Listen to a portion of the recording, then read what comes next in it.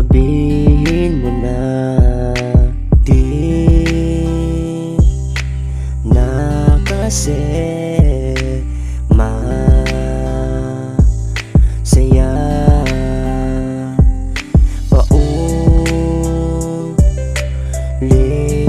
Ulit na lang ang pagtatalo, hindi na rin sumasaya.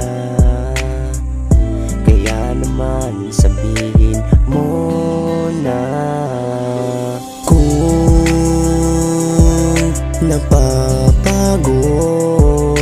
ka na, ay sabihin mo na di yung ganto patuloy lang mahihirapan.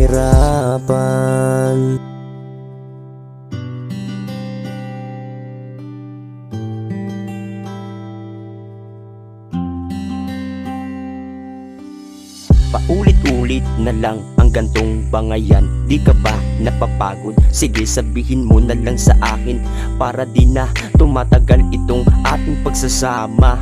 Masyado na kasing nahihirapan ang puso kong ito, kung alam mo lang.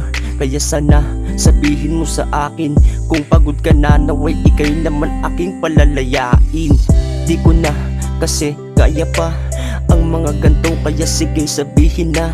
Agad ko naman itong tatanggapin, para din naman sa atin ang lahat ng ito, para di na rin nahihirapan ang puso na masyado nang napunit, dahil nawawalan na rin ng pag-asa at saya. Kung kaya't sabihin mo kung pagod ka na.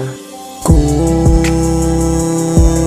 napapagod ka na, ay sabihin mo na di yung ganto patuloy